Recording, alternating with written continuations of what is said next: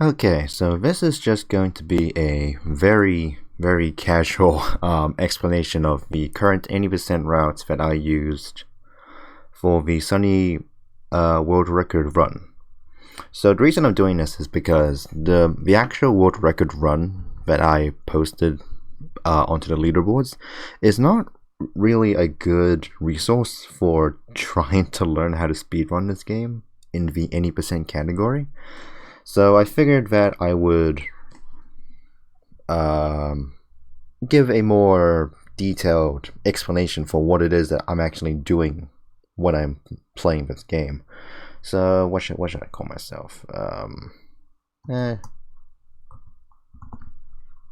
Why not? Alright, okay. So I have the class that I chose in my run is Assassin, and that's mainly because one, I wanted it to be a physical. I'm using a physical build, so obviously I choose the physical class. And also it has high speed, which means that it is more likely to 1. Dodge attacks, and 2. Land critical hits. And critical hits, especially towards the end of the game, will become very important because critical hits are what allow us to effectively one-shot enemies. So, alright. Let's begin now. I am going to have a timer here, but I'm going to have a timer going, but I'm not really going to worry about it because I'm going to take my time explaining stuff. So 3, 2, 1, go. They call me. Then there's story in this game, but we don't care. And also, probably tip 1 in speedrunning this game, you have to memorize where all of the dialogue happens in the battles, because we don't care about dialogue. So when you know a battle is coming up, when a battle comes up and you know there's dialogue, just immediately hit spacebar to pretty much cancel it entirely. Now, this first zone 1, these first 2 battles, you're just gonna quick strike because there's nothing else. Now, the enemy did use Enrage, which increases the damage of their next attack by 400%, but we have so much health that we just don't care. The game intends for you to use Suppression, but we have so much health that we live through it anyway. Now, after this first fight, I think it's like the first 4 fights, yeah. After the first 4 fights, at a minimum, you need to have 37 euros. 40 is the desired amount, and that's because by the end of the 4th fight, you want to be able to buy the fire axe, because by the 4th battle, or by the 5th battle I should say, your starting equipment will not be enough to progress through the fights quickly, so you need the extra strength from the fire axe. And so we need to get 40 euros by the end of the 4th battle. Now, after the first battle, you immediately go to the next battle because there's nothing else to do. Now, this guy, another dialogue box. Now, this guy you can defeat in 3 hits if one of those 3 hits is a critical. If not, then yeah, you have to do a 4th hit, which wastes time. So you do have to get a little bit lucky. And now we level up. Now, most of the time, when you level up, you get ability points and attribute points. For the most part, your attribute points will go towards strength. And it probably, because strength is more consistent in dealing damage. You could potentially, I haven't experimented with this, you could potentially put it in speed, but strength is just more consistent, I think. And with our first ability point, we're going to get Smash. And Smash is going to be our main offensive move. Now you will have to get comfortable very quickly putting the Smash skills onto the wheel. So practice that movement and you will want to practice that movement quite a bit. You're outnumbered. Don't. Now, these enemies, no matter what you do, even if you get a crit, you have to 2-shot them. So yeah, see, get a crit on this guy, doesn't quite one-shot. So you just want to take them off, pick them off one at a time. And we're done. So that's the third battle of Zone 3, and you will need to pick up the engineering gloves. Don't equip them now because you don't need them right now. You will equip them later. Now we have a zombie, so we've just been fighting messages. Here is a zombie, and the zombie, as Lewis would have explained if he didn't skip his dialogue box, can poison us. And poison is not good for us because when you're poisoned, it deals damage over time. So at the end of your turn, you receive damage. And the act of us receiving damage by poisons, like stuff like poison, burn, wounds, anything like that, it wastes roughly a second each time it happens. So we don't want to get poisoned. Therefore, we attack anything. The general strategy is attacking anything that can inflict damage over time on us. And thankfully, the poison misses, and that's because we're assassin class. Assassin class has very high speed, and that means when you have high speed compared to your opponent, it makes it less likely for their attacks to hit you. Hence stuff like poison does not hit us very often, which is nice. So once you kill off the zombie, just kill the meta bee. And that's the end of the full fight. We now have 39 gold, which is so close to 40, but not quite. Anyway, so the deal here is these Proverse All-Star shoes sell for free gold. So that's why I said the minimum amount of gold/euro that you need by the end of this fight is 37, because 37 plus 3 is 40, and 40 is what you need to buy the fire axe. So now, since you're already in the menu, now you equip the engineering gloves, and we will now perform the main glitch of this run. That is the item eating glitch. Now the way it works is you grab any item, head toward the option screen, because the option screen is the most common one that we use, and as you'll notice, we still have the item in hand. And now, actually, before that, I should probably show off how it works. So right now, Sonny has 24 strength, and the fire axe gives us +6. Go to the grab the item, head to the menus option, click anywhere in the menus option that's not any of these buttons, and we'll see that the item disappears. We clicked, and the item disappears. So what happened? Sonny has basically eaten the stats of the item. So now, before Sonny was 24 strength, now he is 30 strength. He has gained 6 strength, and that came from the fire axe. So that is the main glitch of the game. Basically, we eat item, and Sonny just gets the effect of that item without having to equip it, which is very nice. And now we move on. So it doesn't matter which one of these you attack first, you just pick one and go with it. Okay, so we got hit by poison, and now you get to see damage over time. So yeah, we have to wait for that damage over time to finish before the battle can continue. Hence why we don't like it when it happens, because it just wastes time. And we level up again, more strength, smash. Story we don't care about. Now you have enough strength to one-shot these two meta bees. And if you're lucky, if you get a crit on this zombie, you can one-shot it, and you skip a dialogue trigger from Lewis. Okay, so we don't get poisoned, and that's a dialogue trigger, which we just skipped. But if you get the crit on the zombie, you avoid this entire turn entirely. So that would have been nice. Now this final fight.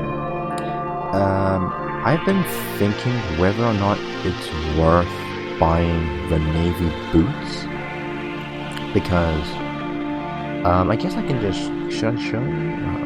Because here's the thing. So yeah, navy boots get you plus speed and plus strength, and I'll explain why that is significant as the battle goes on. So this is a 3v1 against Sonny, and due to the way the game is, I guess, scripted, Lewis just got obliterated, and now we get to move twice in this first turn. So we use that to take care of the medic, because the medic is just going to heal their friends, and that's not cool. Now we take care of this CPCI assault. And now we've had the CPCI captain. And now, as you can see, okay. So usually Sonny, without a crit, Sonny would have dealt 55 damage. 55 damage. And 55 times 2 is 110. Which means after 2 smashes, the CPCI captain would have been at 2 health.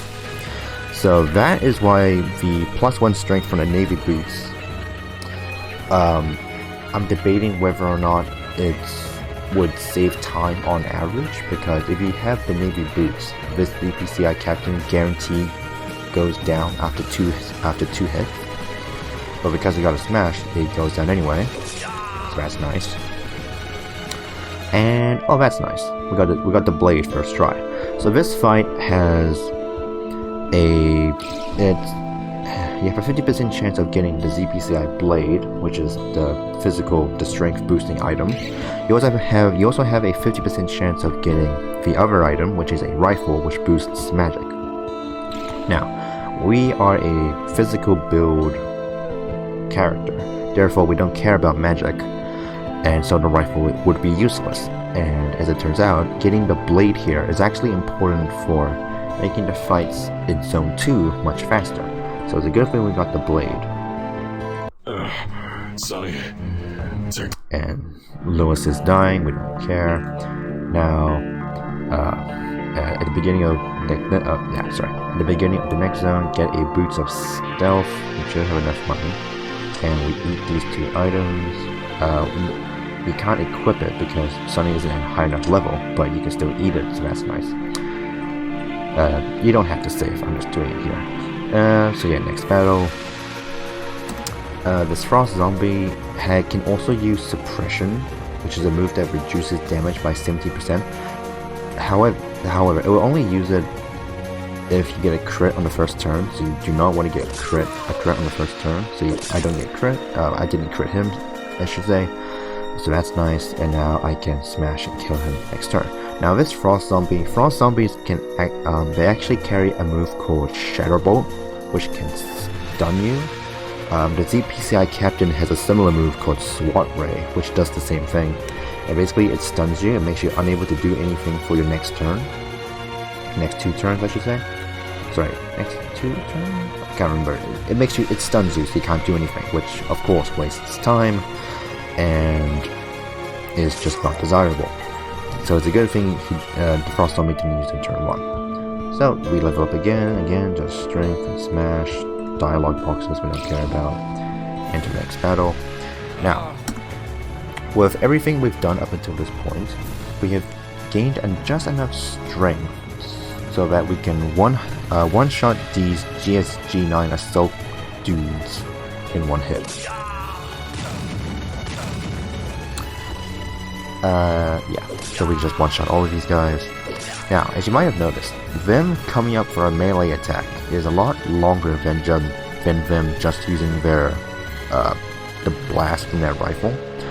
So in general, what I like to do is that if there's any of these assault people, if any of them just keep coming up for melee attacks instead of the magic attack, leave them. Kill them last, because they are more likely, in my mind anyway. It could just be completely random, but in my mind, they would be more likely to end up using the magic attack later. I don't know. Just kill them. Just kill them all in 1 hit. It doesn't really matter. Yeah. Okay. And then we have this guy. So this guy can actually. This guy has the potential to kill you, actually, depending on what he does. Alright, so that's... okay. So, this guy has 3 main attacks. So, there's this one, which I don't know what it's called, but it will deal this effect, which lowers your speed. He also has a shadow attack that causes damage over time, and then he has a basic strike attack. So if he had done the shadow attack that deals damage over time, the general strategy is to use suppression, because if he does the damage over time first, that is the scenario where he is most likely to kill you. Wow, he actually healed from that. Okay, that's amazing. Alright. Anyway, yeah, it's not too difficult so long as he doesn't troll you. Anyway, so now we have 114 gold. So if you have 109 gold, you can buy an icy katana. So that increases your strength by a significant amount and your speed. And here we can just equip anything that you got from enemies. And now we have the Ghost Assassin. Now this guy is a little annoying because this guy can use something called Shadow Blend, which increases their evasion by I think 500 times in this game, which is absolutely nuts. Which now speed in this game is very versatile. It 1 increases your evasion, 2 increases the likelihood of your attacks hitting the opponent, and 3 increases the chance of a critical hit, and I think that's all it does. So when this guy increases his evasion, you basically cannot hit him, and he deals a lot of damage in return through critical hits. So it's desirable that you do not trigger him using Shadow Blend, which happens after you get him to half health. So what I have found, okay, that's not okay. I think that's fine. Typically, what I would do is if I didn't get a crit there, typically what I would do is quick strike twice and then smash. But because I got a crit there, I think I could smash and kill him. Yeah, easy.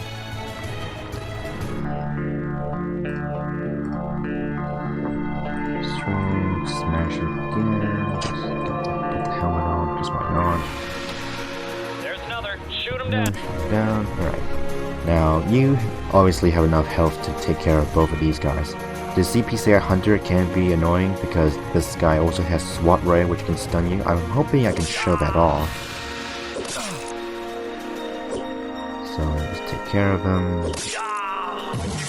Yep, there we go. SWAT Ray. So shock. This unit is stunned. I cannot do anything, so if I try to do something, you're fair to use your ability because you are stunned this round. So that's a shame, but it doesn't really stop us because we can just two-shot this guy. Nice. Right, now, just eat that. Now, this fight has the potential to be very annoying. Because, like I said earlier, this guy has Shadow Bolt, which is very similar to the SWAT Ray the Hunter had just then. And if they decide to use Shadow Bolt on alternating turns, it prolongs this fight way more than it should. So yeah. But thankfully we one-shot the bottom one immediately, so that's not concerning here. Alright, next up. Alright. This fight is so annoying. So yeah, 3 CPCA hunters, they can all stun you and they can heal. It's so annoying. So typically, Veriduck will aim for the hunter on the top first. At least that's what I found from observations. Okay, observations are a lie. Yeah, so at this point, the general strategy is to just try and find a way to pick these guys off one by one. So I'm gonna go for the one with the highest health.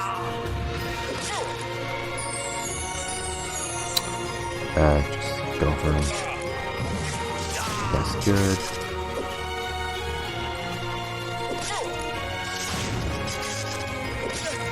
And wow, none of them use their stun attack. That's very surprising. So yeah, now we have Veriducks on the team. We're gonna buy another katana, because why not? Now we have Veriducks on the team, and we're gonna do a variation of the item eating glitch, where you steal Veriducks' items and equip it on yourself. I personally like to set his AI to aggressive, just because, well, it's just personal preference. There are various advantages to this, but it's just a personal preference. Now, Because, yeah, this is the main reason I seem so aggressive. If you tag team with Veradux, you can kill the Ghost Assassin turn 1. Wow, I can't believe I missed. Wow, nice. Ooh, that's a lot of items. Now, we have now maxed out strength. Not strength, we have maxed out smash, sorry.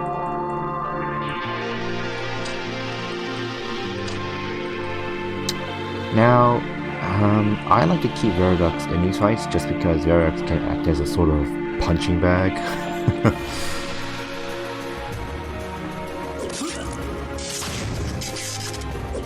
Yeah, so Veradux acts as a very nice punching bag so that we don't have to get hit. And we have enough health now that we don't worry about these guys actually killing us, which is very nice.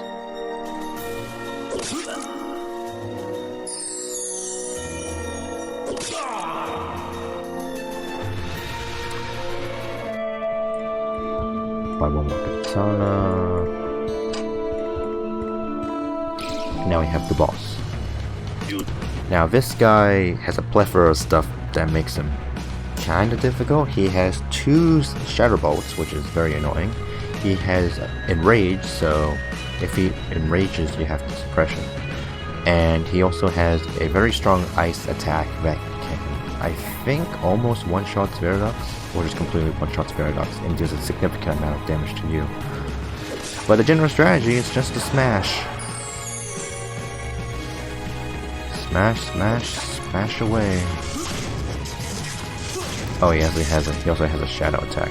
Completely forgot. Ooh, nice critical.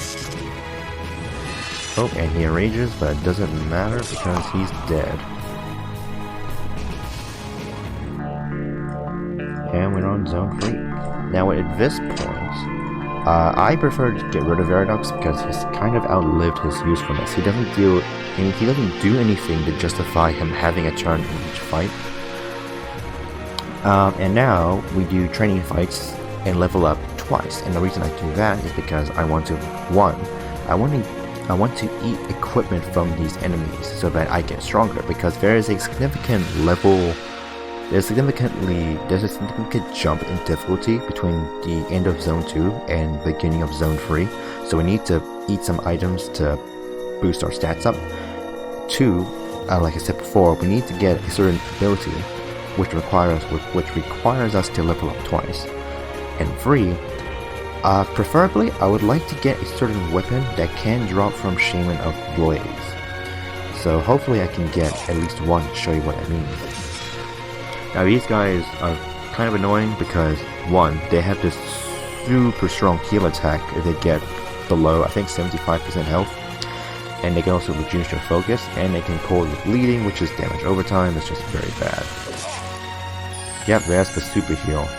That is just super strong. Yep, didn't kill them without too much trouble, and we just get strength leggings. Alright, so the ability we want is our own Shadow Bolt, which will make certain fights a lot easier. Shaman of Death. Almost one shot, that's amazing. 2 shot is pretty good. Oh my god, raw golems can be devastatingly hard. Okay. Suppression. These guys hit like a truck. That was damage reduced by 70%. That is just insane. Alright, get a crit please. No? Okay.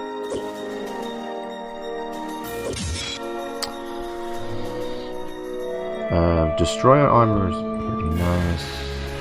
Another Shaman of Death.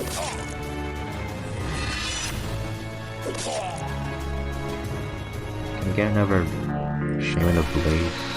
Shaman of Life is not bad either. Get a crit. No. Yeah, these guys can waste time because they have heal over time, which is very annoying.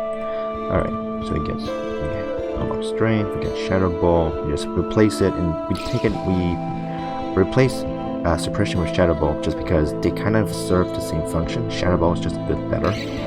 Now, in general, you don't want to eat breaker items just because they don't give any stats that are beneficial to you. I would recommend eating like 1 or 2 just because it gives you focus, and having additional max focus is actually kind of nice, especially since Smash requires 15 focus, which is actually quite a lot when you have we only have 100 health. 100 focus. So I'm gonna eat 1 just to get more focus. Also, in terms of items you want to eat in the zone, destroyer items and striker items are very good because they give you speed, strength, and physical piercing. Mender items are okay since they give you strength, but yeah, destroyer and striker items are what you want.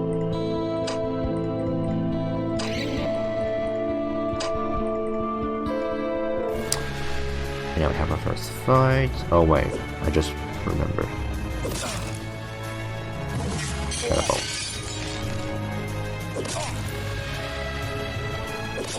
Yep, like that. See, Shadow Ball makes it very consistent because if you shadow them first, then you can hit them twice without them having the opportunity to heal. It's very nice, very sweet. Shadow Ball. No, smash. Don't stun me.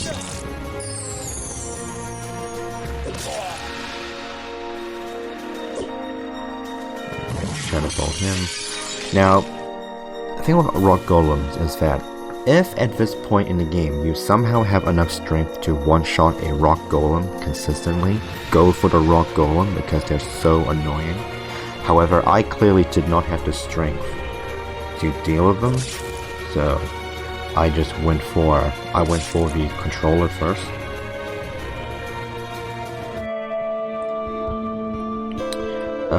What's next? I think it's the first Devourer, which has like 600 health. So if I can crit this guy, well, those 2 items are just 8 allow me to crit, which is very nice. I think I just missed out on getting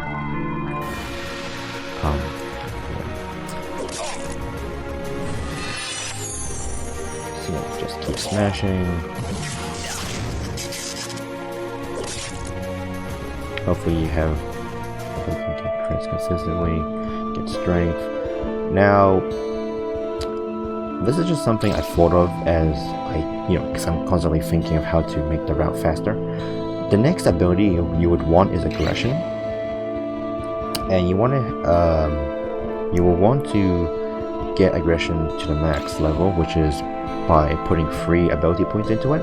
However, we don't actually use aggression until like one of the final fights in the game. So we can just leave it alone. We just leave our ability points alone until we actually need to use it, which should save, I would guess, a few seconds. And now, because we have 512 gold, we can get a Bloody Dagger, which increases our speed and physical piercing, which in turn makes it easier for us to land critical hits and make those critical hits hit a lot harder, which is very beneficial to us. Now, I did absorb another breaker item. I did absorb another breaker item, so my max focus is 140, and that's probably going to be enough for the run. So I'm going to sell every breaker item I see from now on. And because I absorbed the bloody dagger, whatever it was called, this should be, I should have mostly consistent criticals, and it should deal a lot of damage, as shown.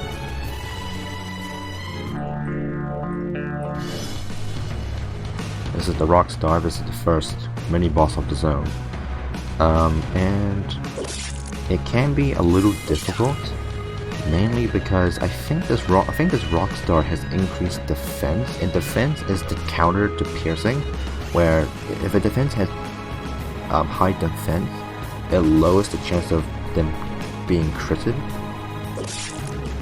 as shown. This is really annoying.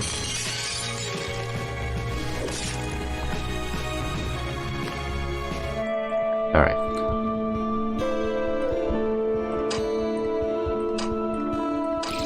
Just absorb that. That gives you 18 strength and fertility, which is decent. Now, I think I have enough to one-shot this rock golem. If you have enough to one-shot rock golems from turn 1, do it, because it just saves so much time. Oh my god. Hang on. Yep, I can one-shot rock golems. Nice. Then take out the Shaman of Life. And then the totem. So yeah, I clearly need more piercing.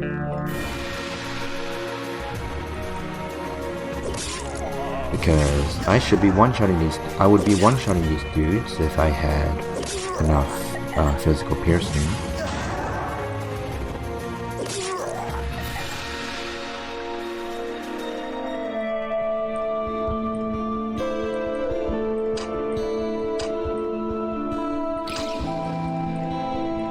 I think next up is, yeah, the BCI Elite. This guy can be very annoying.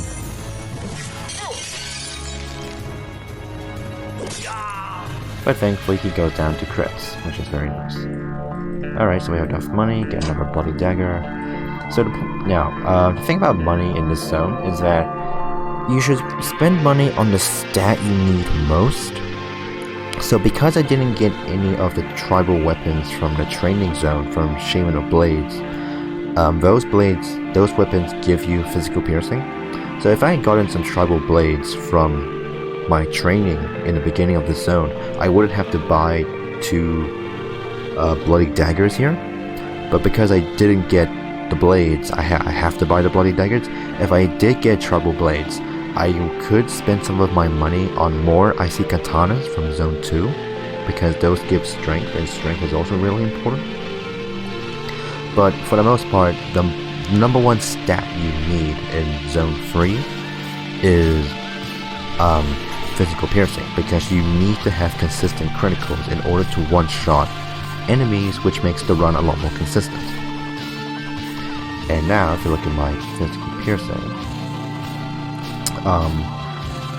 it should be the case where unless the enemy has boosted defense, I will get a critical hit on everything that I see.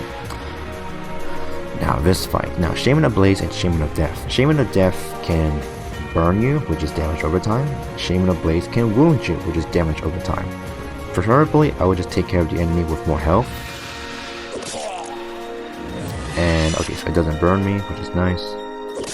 And yeah, you can see I now have more or less consistent criticals. Now the Shaman of Life cannot deal damage over time to you, so 100% if and only if you can one-shot the Shaman of Blades, go for the Shaman of Blades. If you don't have enough strength to one-shot Shaman of Blades, Shaman of Life and Shaman of Blades will just heal it, and it will just prolong the fight and make it a lot longer than it has to. Oh, I got a lot of striker equipment from that. Very nice. Now, absorb all of it, because coming up is the next mini-boss, Shaman Council. Now, ideally you want to hit one of these 2 first. I like to get Dokebi just because, you know, more health. This guy can burn you, thankfully he's not. This move is really annoying and makes you deal less damage, however, it doesn't really matter. And we get Minder's Axe, which is okay. Getting a plus 12 strength is not bad at all. Go for the Shaman Survivor first because he can wound you again, which is damage over time.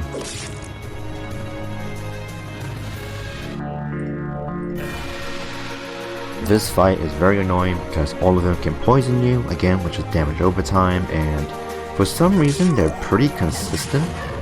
Well, usually they're consistent. But anyway, they're not that hard, especially if you have consistent consistent criticals. At this point, I probably have enough piercing to the point where I'm happy. I'm happy with the piercing I have. So I'm just gonna get more. I'm gonna boost my strength with icy katanas.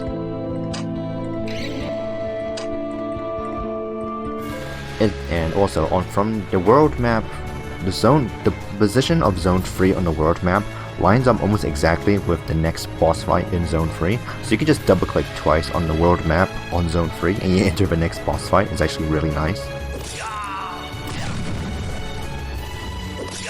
And because I have good physical piercing and strength, those two ZPCI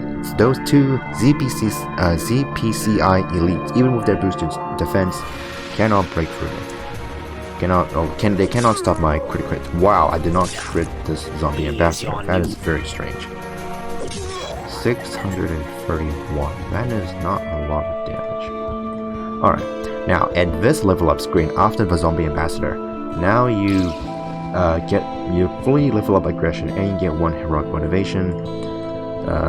And then you set up your ability tree as follows. Now this is not actually for the next fight, this is for the fight afterwards. And the reason why we set up the tree like this now is because we don't want to go back into this screen later and waste time.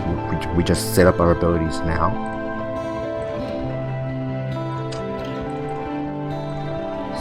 So, into next battle.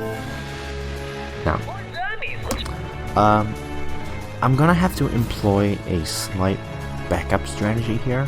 So because my quick strike only did 631, it might not be enough to one-shot this DPCI sniper. So I'm gonna one-shot the elite first. I'm gonna shadow bolt him. Quick strike. Oh, okay. Or almost one-shot him, and then smash. So if he had it enraged, what I would have done is first kill the medic, then enrage, and then not enrage, aggression, and then get quick strike. But thankfully I didn't have to do that.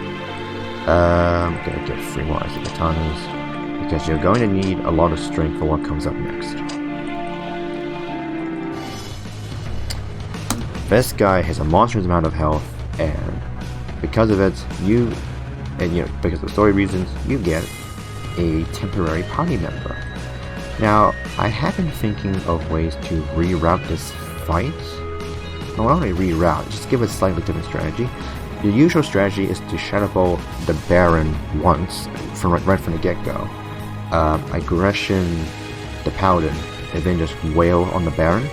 And then when the Baron reaches half health, shadow ball him again, and then just continue the whole process. However, starting from 30%, the Baron will start to use... Sorry, my phone. Starting from 50% health, the Baron will start to use Shadow Blend, which is problematic for a number of reasons, but most of all, it just makes the run go longer and risks you losing the battle. So what I'm thinking is saving the 2 Shadow Bolts until after he reaches 50%. So as soon as he hits 50%, Shadow Bolt, and then once he recovers from the stun, Shadow Bolt him again, and hopefully by the time he wakes up, you can kill him. So I'm just going to aggression. Should I aggression now? I'm just going to aggression the Paladin now.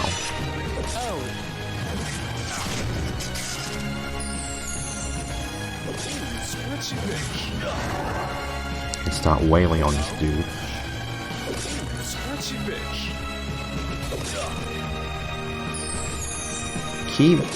Key thing here is to make sure that the Paladin does not die.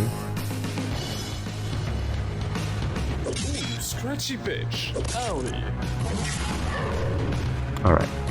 He's at half health. Get him. Alright. Again. Shadow Bolt. Again. Aggression. Again. And wow, that actually went pretty well. Okay, so I can't remember how much my smashes were doing. Wow, I have dim memory. Alright. So yeah, Galleon is next. One shot him.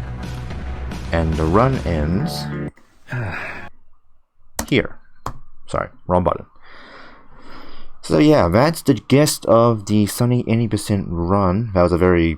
I probably did not explain this very well, but that's the gist of it. I hope you found that useful. And let me know in the comments if you have any other questions, because I am definitely better at typing explanations than talking about it. So yeah, hope you enjoyed watching. See you.